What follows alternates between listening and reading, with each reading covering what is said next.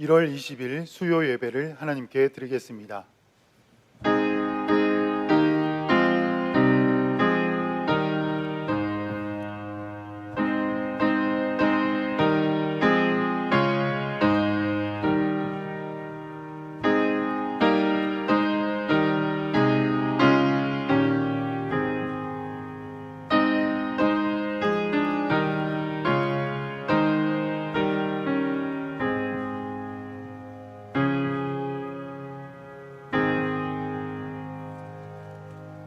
사도신경으로 신앙 고백하겠습니다. 나는 전능하신 아버지 하나님 천지의 창조주를 믿습니다. 나는 그의 유일하신 아들 우리 주 예수 그리스도를 믿습니다. 그는 성령으로 잉태되어 동정녀 마리아에게서 나시고 본디오 빌라도에게 고난을 받아 십자가에 못 박혀 죽으시고 장사된 지 사흘 만에 죽은 자 가운데서 다시 살아나셨으며 하늘에 오르시어 전능하신 아버지 하나님 우편에 앉아 계시다가 거기로부터 살아있는 자와 죽은 자를 심판하러 오십니다. 나는 성령을 믿으며 거룩한 공교회와 성도의 교제와 죄를 용서받는 것과 몸의 부활과 영생을 믿습니다. 아멘. 찬송가 407장 찬양하겠습니다. 찬송가 407장 찬송하겠습니다.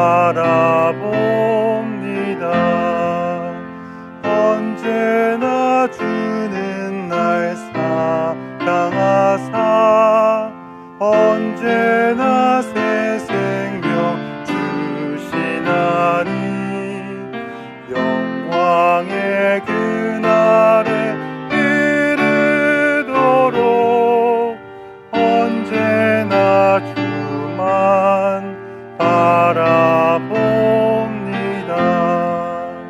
마음속에 시련을 받을 때와 무거운 근심이 있을 때에 주께서 그때도 맞이하사 언제나 나를 도와주시네. 언제나 주는 날 사랑하사 언제나 새 생명 주시나니 영광의 그날에 이르도록 언제나 주만 바라봅니다. 뼈 아픈 눈물을 흘릴 때와 쓰라린 마음으로 탄식할 때 주께서 그때도 맞이하사 언제나 나를 생각하시네. 언제나 주는 날 사랑하사 언제나 새 생명 주시나니 영광의 그날에 이르도록 언제나 주만 바라봅니다.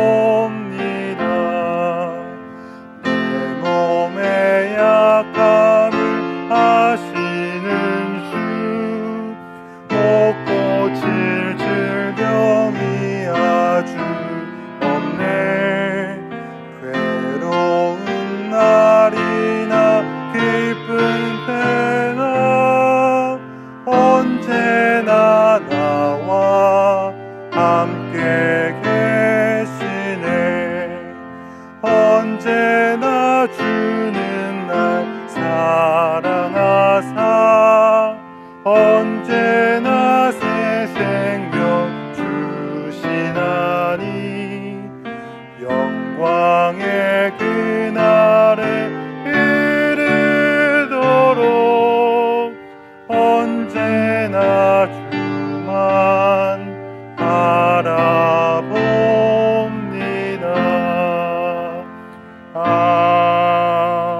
아멘.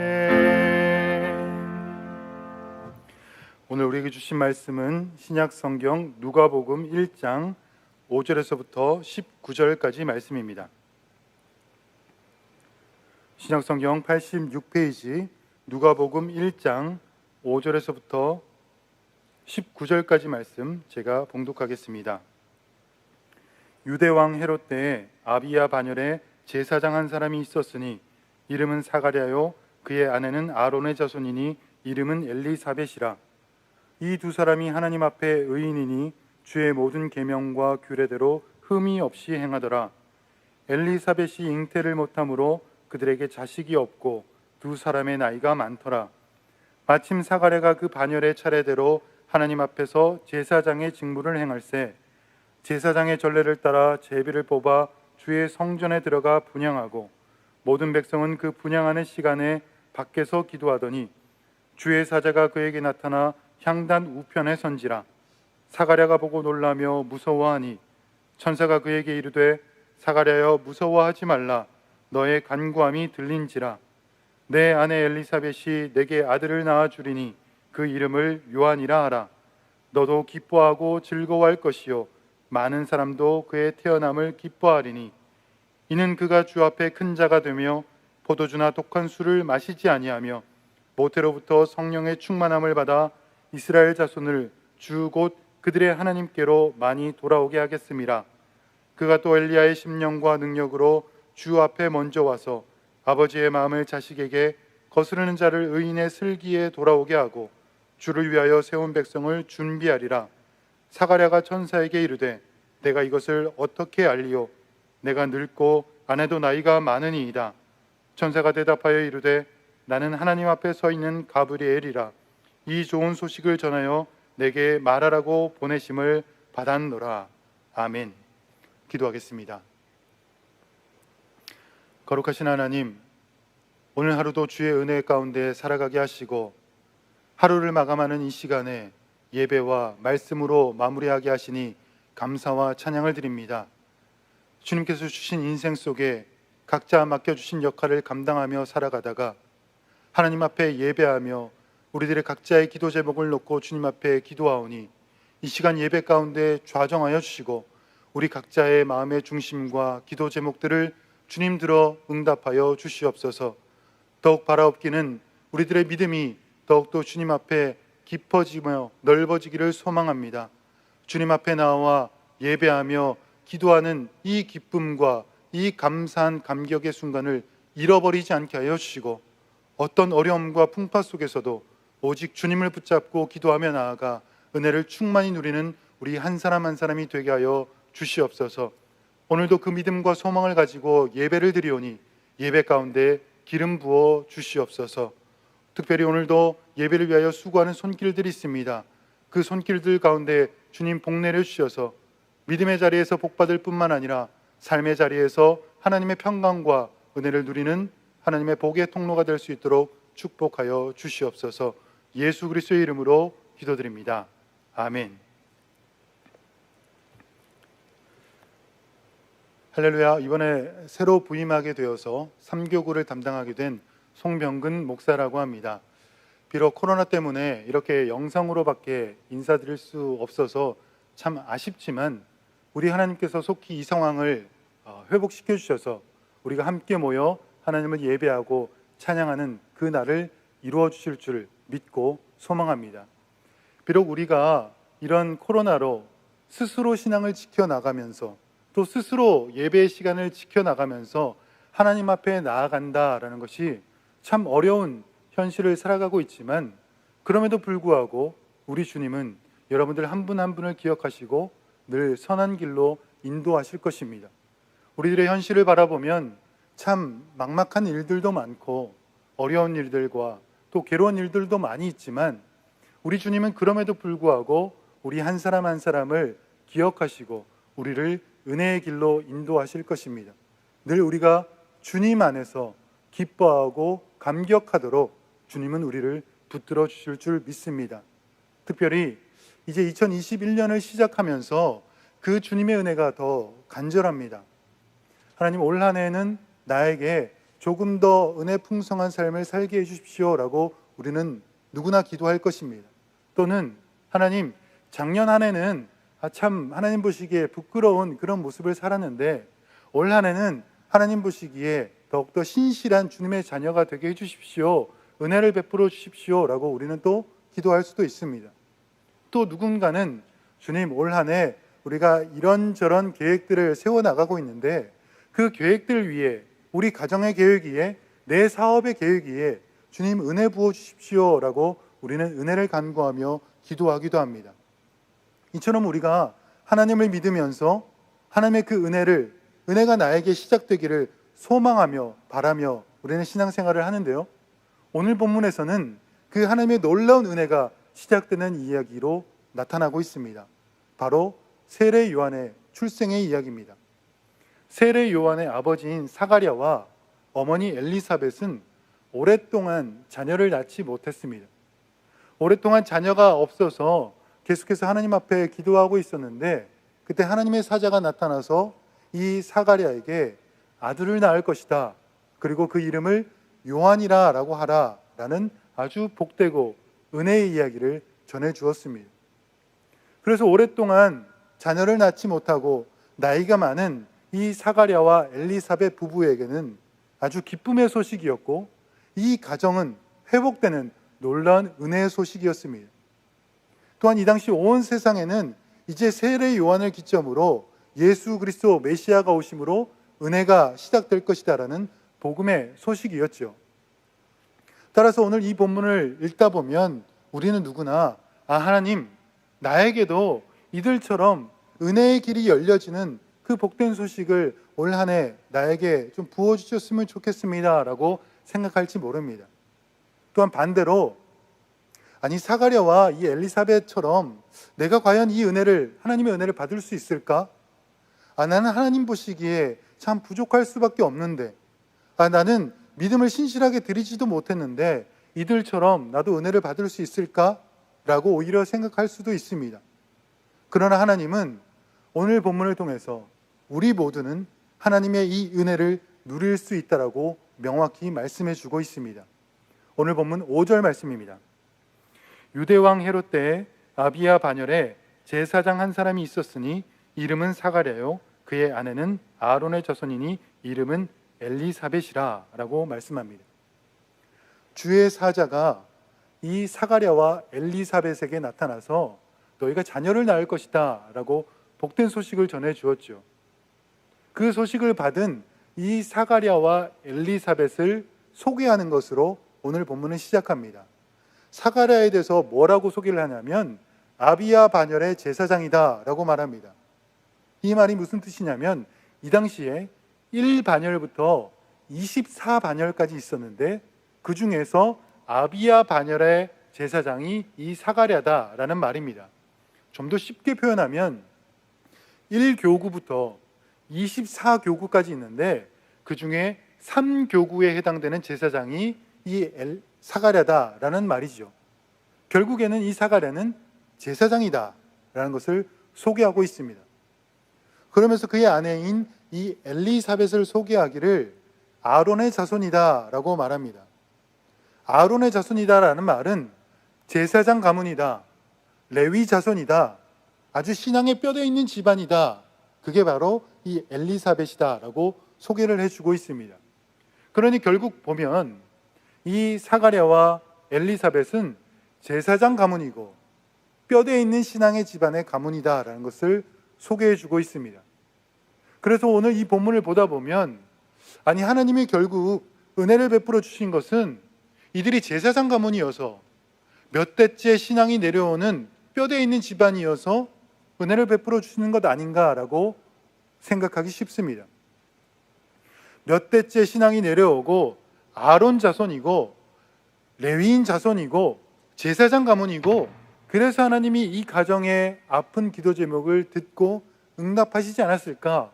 결국 이 신앙의 몇 대 손이어서 하나님이 응답하시지 않았을까라고 생각하기 쉬운데요, 오히려 그 반대입니다. 제사장들은 이스라엘 백성들을 대신해서 하나님께 제사를 지내는 사람들이었습니다. 그래서 이스라엘 백성들이 제물을 가지고 오면 거기에 안수해서 죄를 전가하고 그 제물을 잡음으로 하나님 앞에 예배를 드리는 역할이 바로 제사장의 역할이었죠. 그리고 많은 백성들에게 하나님의 말씀을 해석해서 전해 주었습니다. 또 많은 백성들을 위해서 늘 기도하는 하나님의 영에 충만한 사람들이 이 제사장들이었죠. 그러나 이 제사장들이 항상 이렇게 거룩하고 성령에 충만한 것은 아니었습니다. 남북 분열 시대 때 왕들만 타락한 것이 아니라 제사장들마저 신앙이 변질되고 타락되어서 우상을 숭배한 일을 하는 그런 죄악된 모습을 제사장들이 보이기도 했습니다. 또 이 제사장직은 세습직이었습니다. 그래서 세습직으로 물려주다 보니까 부정부패가 나타나게 되었지요. 또 그뿐일까요? 신약시대에 넘어가서도 이 제사장의 계보는 계속 이어졌는데, 제사장들이 자기들이 제사장 가문이다라는 특권의식에 사로잡혀서 많은 사람들을 정죄하는 율법주의에 빠지게 되었습니다. 그러니까 하나님은 이 예수 그리스도의 오심을 준비하는 중요한 역할인 세례 요한, 이 세례 요한의 출생을 이제는 변질되고 타락해버린 제사장의 가문을 통해서 이 역사를 시작하시겠다라고 우리에게 소개해주고 있는 것입니다. 아주 놀랍죠. 아니, 차라리 마리아처럼 동정녀를 쓰셔서 요한을 출생하게 하셔서 예수 그리스도의 오심을 준비하게 하셔도 되는데, 주님은 그렇지 않았습니다. 아니, 차라리 제사장, 타락해버린 제사장 가문들보다는 오히려 이방인 중에서 열심히 하나님을 믿는 사람을 선택해서 이 일을 이뤄나가셔도 되는데, 주님은 그렇지 않았습니다. 아니, 제사장 가문보다는 오히려 가난하고 소외된 가문 중에서 이 세례 요한의 출생의 역사를 이루셨더라면 오히려 보기 좋았을지도 모릅니다.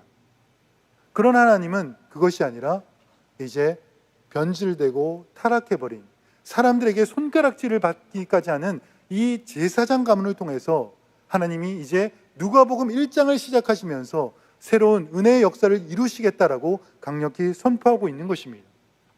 왜냐하면 이 사가랴와 엘리사벳이 특별해서가 아닙니다. 하나님은 이제 세례 요한의 출생으로 온 인류에게 은혜의 길을 선포하시면서 은혜의 역사를 시작하시는데, 그때 무슨 일을 가장 먼저 하셨냐면, 하나님 앞에 이제는 멀어져서 손가락질 받고 타락해버린, 하나님 앞에 회복되어야 될 그 제사장 직분자들, 그 제사장 가문들, 그 하나님의 백성들을 포함시켜서 먼저 회복을 이루신다라는 것입니다. 하나님을 열심히 예배하며 찬양했던 자들이 이제는 상황에 따라서, 여건에 따라서 이런저런 이유를 대면서 하나님으로부터 잠시 소홀해졌고 멀어졌던 자들을 하나님은 모른다 하지 않으시고, 그들을 먼저 불러내셔서 그들을 포함시키셔서 이제 새로운 역사를 이루시겠다라고 선포하고 있는 것입니다. 이 사가랴와 엘리사벳이 특별해서 그런 것이 아닙니다. 이들이 아론 자손이어서, 이들이 몇 대째 신앙의 뼈대 있는 집안이어서 이들을 통해서 하나님이 은혜의 길을 역사하신 것이 아니라, 오히려 이들은 연약했기 때문에, 이들은 오히려 죄인 되었기 때문에, 이들은 오히려 하나님 앞에 나와 회복되는 그 은혜가 필요한 자들이었기 때문에 하나님은 이들을 부르셔서 이들을 통해서 역사하시겠다라고 오늘 우리에게 강력히 선포해주고 있습니다. 이제는 신앙이 변질되어 버렸고, 많은 사람들에게 떳떳이 제사를 진행하기에도 부끄러운 그런 하나님의 종들, 그들을 제외하고 역사를 이루시지 않겠다라고 말씀하는 것입니다. 이들을 회복시키심으로 다시 예배와 기도와 찬양을 회복시키셔서 모든 사람들이 다시 주님 앞에 나와 예배하는 그 역사를 이루시겠노라고 하나님은 이 일을 펼쳐나가고 계신다라는 것입니다. 따라서 이 이야기, 이 복음은 단순히 오늘 본문에 국한되어서 제사장들에게만 해당되는 내용의 말씀이 아니라는 것입니다. 하나님을 예배하고 하나님을 기도하는 우리 모두들, 하나님 앞에 나와 신실한 믿음으로 찬양하며 기도해야 되는 우리 그리스도인들, 하나님의 자녀들을 포함해서 주님이 주시는 말씀이다라는 것입니다. 제사장들이 과거 역사 속에서 하나님 보시기에 부정하고 부패하고 거룩하지 못한 모습으로 예배를 드렸던 것처럼 오늘날 때로는 우리들도 하나님 앞에 거룩하지 못하고 연약하고 부족한 모습으로 나아갈 때가 꽤나 많이 있음을 바라보게 됩니다. 하나님을 믿는다라고 하면서도 세상을 쫓아 살아가고 하나님 말씀에 순종합니다, 아멘입니다 라고 하면서도 하나님 앞에 원망과 불평, 불만하고 코로나 상황으로 인해서 주님 앞에 예배하고 기도하는 것을 게으르게 하고 나태했던 모습들이 우리들 자신 속에 꽤나 바라볼 수가 있다는 것입니다. 그러나 하나님은 우리의 그런 거룩하지 못함, 그런 연약함을 바라보시면서 너희를 제외시키겠다, 너희는 거룩하지 못하다라고 말씀하시지 않고 연약한 우리, 거룩하지 못한 우리, 때로는 주님 앞에 부끄러운 모습으로 그리스도인으로 살아가는 우리들조차 주님은 포함시키셔서 이제는 은혜의 길을 열어가시겠다라고 말씀해주고 있는 것입니다. 그러니 우리는 지난날의 내 모습이 부끄럽던 부족하던 간에 하나님 보시기에 때로는 신앙의 모습으로 게을렀던 또는 나태했던 간에 우리를 향해서 우리를 포함시키셔서 은혜를 베푸시기 원하시는 그 하나님 앞에 우리는 나아가고 또 나아가야 되는 것입니다. 내가 부족할지라도, 내가 연약할지라도, 때로는 어제 주님 보시기에 합당한 모습으로 믿음의 모습을 살아내지 못했다 할지라도, 때로는 내가 주님 앞에 간절히 기도하는 시간을 지키지 못했다 할지라도 우리는 주님 앞에 나아가야 한다라는 것입니다. 주님은 연약한 자를 찾으시고 회복되어야 될 자를 찾으시고 죄인된 자를 찾으셔서 그들을 바꾸시고 치유하시고 회복시키시기를 원하시는 사랑의 하나님이시기 때문입니다. 그러므로 우리는 더 하나님을 붙드셔야 됩니다. 더 하나님 앞에 기도하며 나아가셔야 됩니다. 내가 하나님 앞에 오늘 하루 믿음의 부족한 모습을 보였다면 그러면 그때 더 주님 앞에 나아가셔야 됩니다.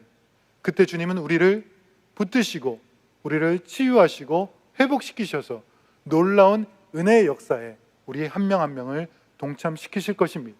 그 은혜가 우리 모든 성도님들의 삶 가운데 충만히 임하시기를 주님의 이름으로 축복합니다.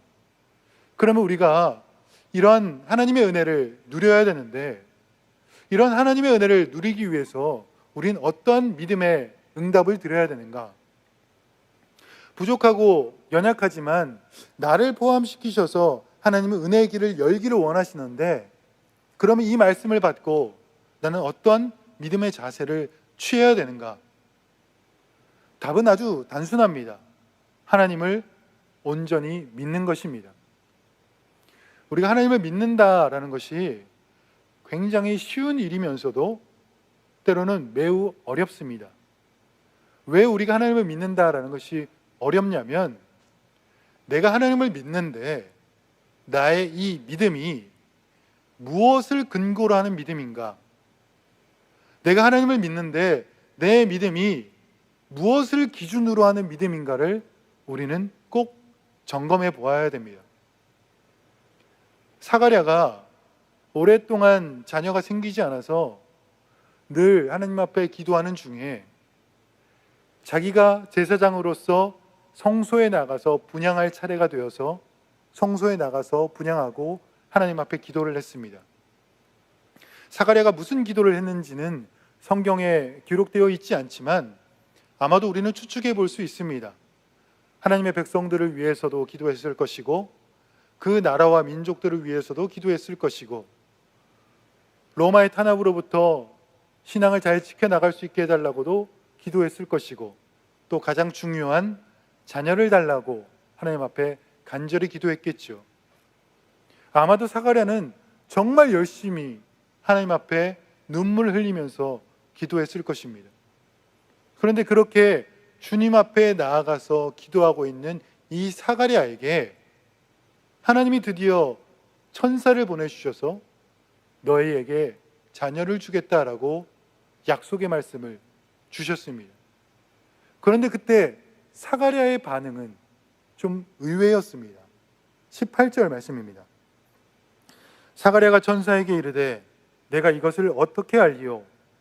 내가 늙고 아내도 나이가 많으니이다 라고 말합니다. 천사의 말에 이 사가랴의 반응은 첫 번째로 내게 아들이 태어난다는 것을 내가 어떻게 알리오? 라고 말합니다. 하나님이 나에게 아들을 주신다는 것을 내가 어떻게 알겠습니까? 라고 되묻고 있죠. 어떻게 알리오라는 이 헬라어 단어는 원래 무슨 뜻이냐면 내가 무엇을 근거로 알리오라는 뜻입니다. 하나님이 나에게 아들을 주신다라고 하셨는데, 주님이 나에게 응답 주시고 은혜 주신다라고 했는데 내가 그것을 무슨 근거로 알겠습니까? 하나님 결과를 보여주십시오. 하나님 나에게 근거를 보여주십시오. 나에게 내용 증명을 보여주십시오 라고 말하고 있는 겁니다. 즉 이 사가랴의 믿음은 자기의 이해타산과 근거를 중심으로 갖는 믿음이었다는 것을 보여주고 있습니다. 그럼 두 번째 이 사가랴의 반응은 무엇이냐면 나는 늙었고 내 아내는 나이가 많습니다 라고 그 응답에 대꾸를 합니다. 사가랴가 오랜 세월 동안 자녀가 없어서 주님 앞에 매일매일 간절히 기도했겠죠. 그런데 기도하면서도 마음 한켠에는 나는 이제 나이가 많구나, 내 아내는 이제 나이가 많구나, 이제 불가능하겠구나 라는 것을 늘 생각해 왔던 것입니다. 즉 이 사가랴는 하나님을 믿고 기도한다라고 하면서 늘 이 믿음의 밑바탕에는 현실이라는 것, 내 상황이라는 것, 내 여건이라는 것을 기준으로 그 믿음을 갖고 있었다는 것을 보여주고 있습니다. 우리도 때론 이러할 때가 많이 있죠. 하나님 믿습니다 기도하면서도 현실적으로 이것이 이루어질지 안 이루어질지를 생각하면서 기도할 때가 우리는 때로는 있습니다. 하나님 믿습니다라고 하면서도 시간 대비, 노력 대비 내가 이렇게 기도해서 나에게 이득이 떨어질까 안 떨어질까를 계산하면서 이해타산을 하면서 우리가 믿음을 드릴 때도 있음을 우리는 돌아보게 됩니다. 이처럼 늘 우리에게 은혜 주시기를 원하시는 하나님 앞에 우리는 온전히 믿음을 드려야 되는데, 나의 믿음이 온전한 믿음인가, 아니면 내용을 근거로, 결과를 근거로, 이해타산을 근거로 하는 믿음인가를 우리는 꼭 점검해 보아야 됩니다.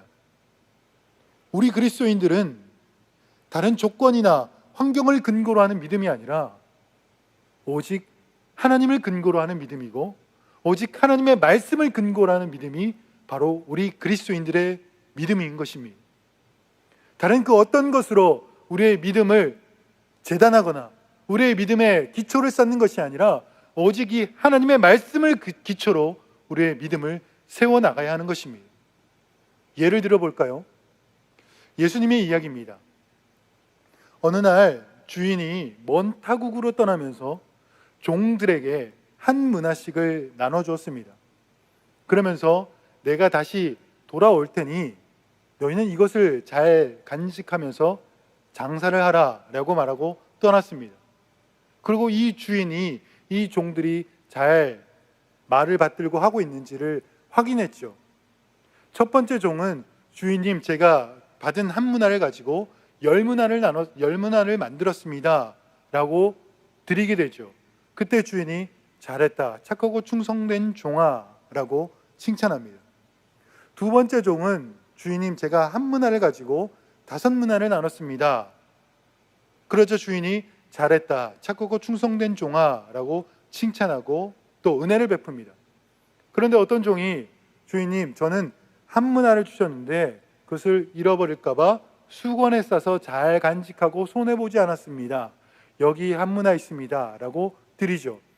그때 주인이 악하고 게으른 종아 라고 책망하고 있는 한문화마저 빼앗아서 다른 사람들에게 주게 됩니다. 예수님의 이 이야기는 우리의 믿음이 어디에 근거하고 있어야 되는지를 명확히 보여주고 있습니다. 첫 번째, 두 번째 종은 주인이 그 한문화를 가지고 장사를 하라라는 그 말을 믿고 그 말을 근거로 주인의 말에 따라 순종하고 살아갔죠. 그러나 마지막 종은 내가 만약 이것을 가지고 장사를 해서 손해를 보면 어떡하나, 잃어버리면 어떡하나 라는 자기 계산을 가지고, 결과를 가지고, 이득을 가지고 그 주인을 바라보고 주인을 이해하고 있었다라는 것입니다. 첫 번째, 두 번째 종은 내가 반드시 다시 돌아올 테니 너희가 이것을 가지고 잘 간직하라는, 돌아온다라는 그 말을 믿고 순종하면서 성실히 기다렸죠.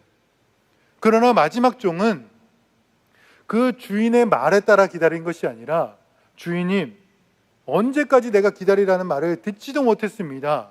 아니 하다못해 어느 정도 수익을 내라라고 가이드라인이라도 그어주셨으면 내가 이래저래 해볼 텐데 그것이 없었습니다 라고 자기 이해 타산을 가지고 주인의 말을 이해하고 주인을 바라보고 기다렸죠.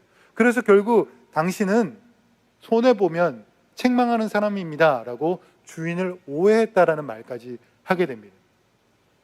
우리는 하나님 앞에 무엇을 근거로, 하나님을 무엇을 근거로 믿고 있는지를 예수님은 우리에게 묻고 있습니다. 하나님은 우리에게 너희가 얼마나 많이 남겼느냐를 묻지 않습니다.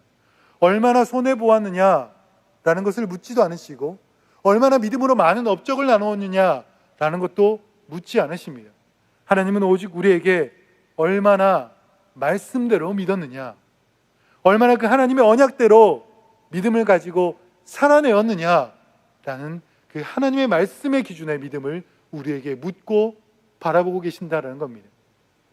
그러니 우리 역시 상황이 이렇습니다 라고 상황 탓할 것도 아니고, 내 여건이 이렇습니다, 시간 탓할 것도 아니고, 코로나로 인해서 이렇습니다 라고 자꾸 변명할 것도 아니고, 오직 주님의 복음대로, 주님의 말씀대로 주님이 우리를 포함시키셔서 새로운 역사, 은혜 역사를 이루시겠다라는 그 말씀을 믿고 소망하며 주님 앞에 나아가 예배하며 찬양하는 그 삶을 살아내야 된다라는 것입니다.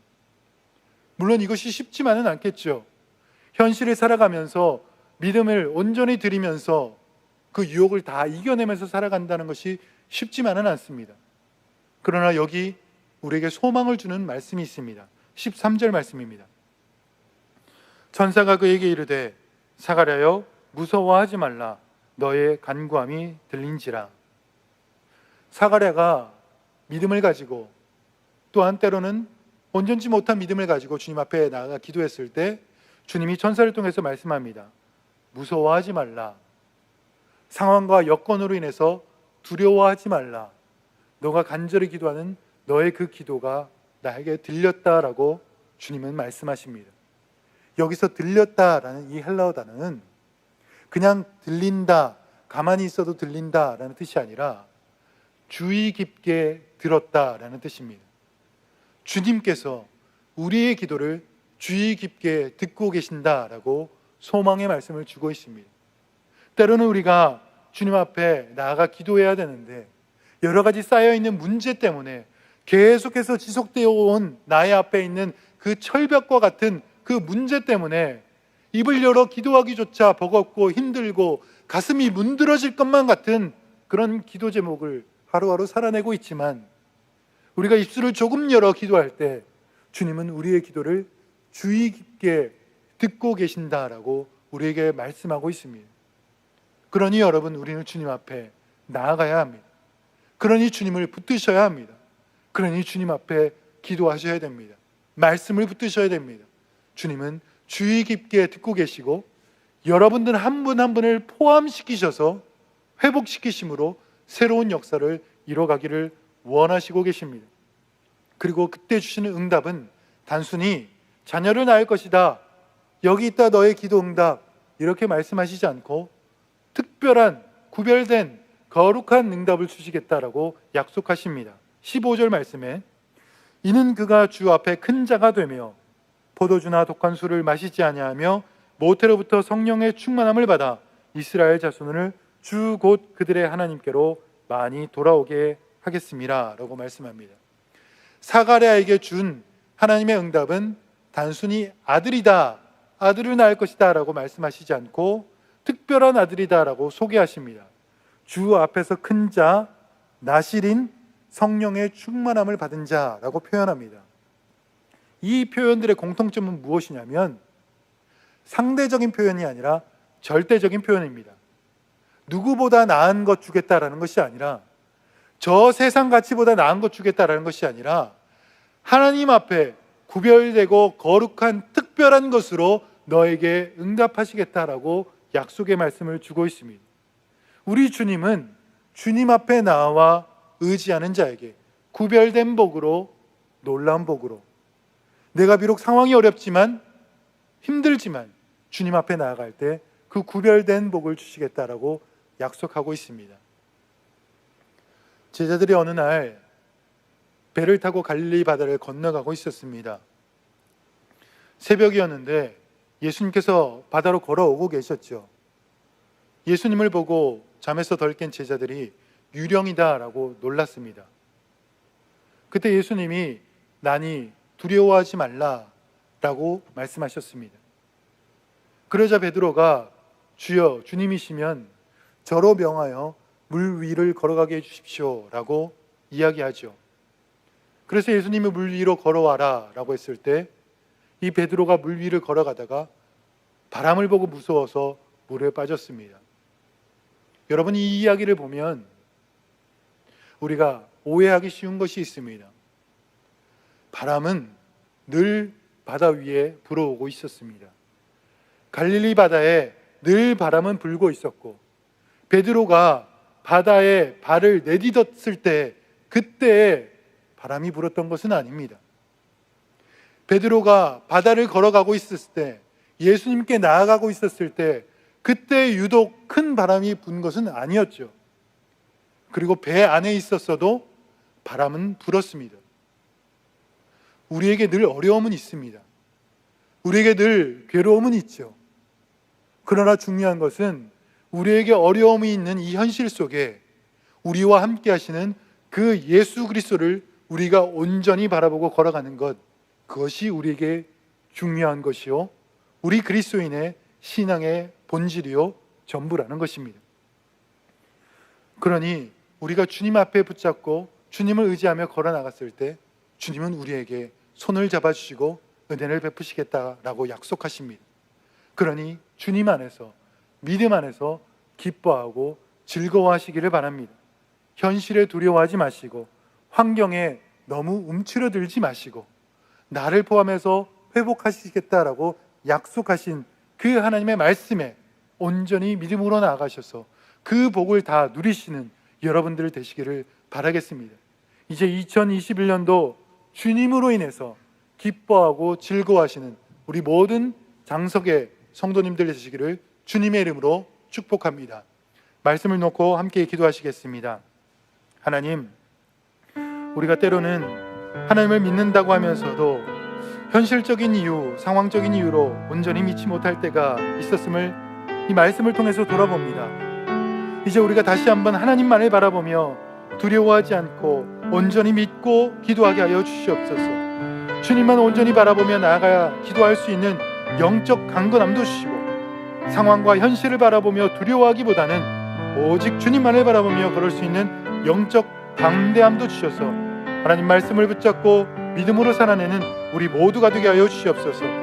그래야 우리 각자의 문제와 우리 가정의 문제가 모두 응답받고 회복되는 역사를 허락하여 주시옵소서. 또한 5대 담임 목사님 청빙 중에 있습니다. 하나님, 모든 절차와 청빙 과정 가운데 은혜로 붙드셔서 우리 교회가 더욱 믿음 안에 든든히 서나가고 하나님의 영광을 드러내는 교회가 되도록 주여 역사하여 주시옵소서. 우리 이 시간 각자의 믿음과 가정의 회복을 위하여, 그리고 5대 담임 목사님 청빙을 위하여 함께 통성으로 기도하겠습니다. 살아계신 하나님 아버지, 이 시간 말씀을 놓고 주님 앞에 기도하며 나아갑니다.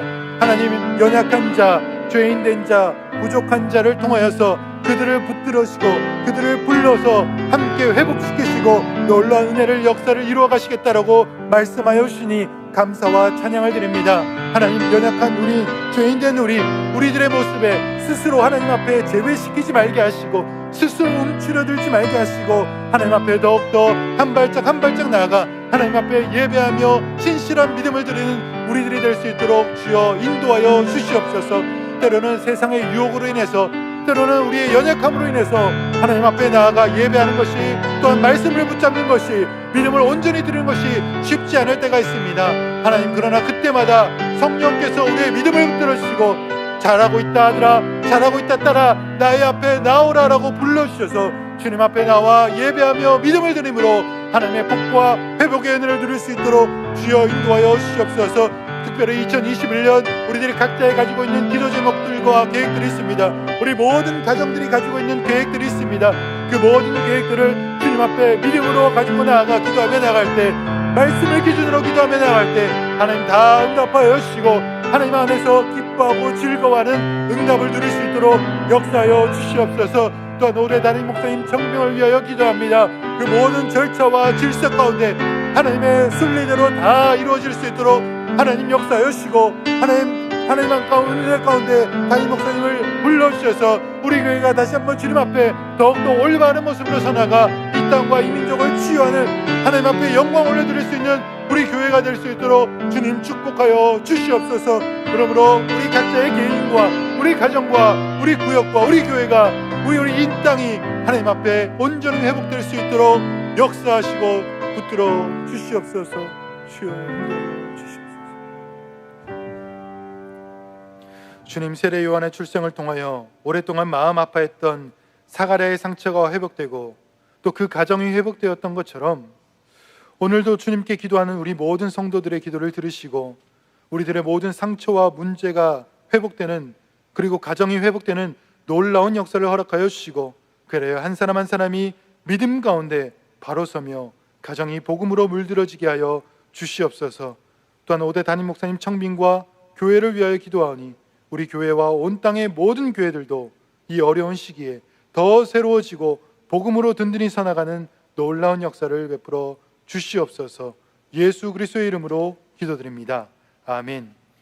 이제는 우리 주 예수 그리스도의 십자가 구원의 은혜와 창조주 하나님의 영원하신 사랑과 성령님의 임재하시고 함께하심이 오직 하나님만을 온전히 믿음으로 기뻐하고 즐거워하기를 소망하는 우리 모든 장석의 가족들 위해, 우리들의 직장과 가정과 삶의 도전과 사랑하는 자녀손들 위해 지금부터 영원토록 함께 하시기를 간절히 축원하옵나이다.